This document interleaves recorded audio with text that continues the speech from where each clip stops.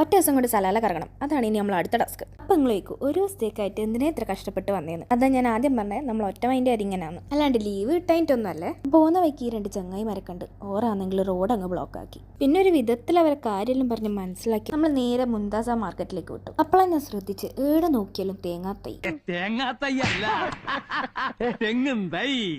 അപ്പൊ ഇതാണ് നമ്മൾ മിനി കേരളം എന്ന് പറയുന്ന സലാല.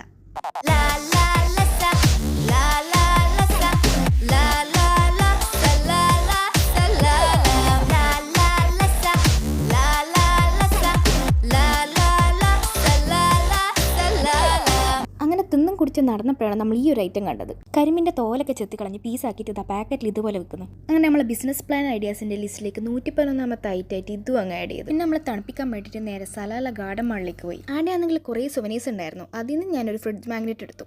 പിന്നെ നമ്മുടെ ഫൈനൽ ലൊക്കേഷനായ വാദി ദർബാത്തിലേക്ക് നേരെ വിട്ടു. പിന്നെ മാപ്പ് ഇട്ടത് ഞാനായതുകൊണ്ട് തന്നെ ആദ്യം നമ്മൾ വഴിയൊക്കെ തെറ്റിയത് ഒരു കുന്നുംപുറത്തൊക്കെ എത്തി. പിന്നെ ഒന്നുകൂടി ഗൂഗിളൊക്കെ തപ്പി കറക്റ്റ് ലൊക്കേഷൻ ഇട്ട് ഏകദേശം ഒരു 5 മണിയായപ്പോഴേക്കും ഞങ്ങൾ വാദിയിലെത്തി.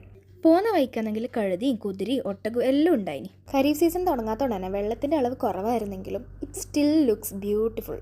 ആടുന്ന് നമ്മൾ 5 റിയാൽ കൊടുത്തിട്ട് ഒരു ബോട്ട് റെൻറ്റിനെടുത്തു. പല റേറ്റിലുള്ള ബോട്ടുകൾ അവൈലബിൾ ആണ്. Kayaking boat, self driving boat, പിന്നെ ഡ്രൈവറുള്ള ബോട്ടുകളും അവൈലബിൾ ആയിരുന്നു. 20 മിനിറ്റാണ് നമുക്ക് അനുവദിച്ചിട്ടുള്ള റെന്റൽ ഡ്യൂറേഷൻ. വാദി പോകുന്ന വഴിക്ക് നല്ലൊരു ഇൻസ്റ്റഗ്രാമബിൾ കഫേ ഉണ്ടായിരുന്നു. അവിടെ കയറി ഞങ്ങൾ കുറേ ഫോട്ടോയും വീഡിയോ ഒക്കെ എടുത്തു. അങ്ങനെ നമ്മൾ സലാലൊക്കെ ടാറ്റയൊക്കെ പറഞ്ഞ് റിട്ടേൺ ട്രിപ്പ് സ്റ്റാർട്ട് ചെയ്തു.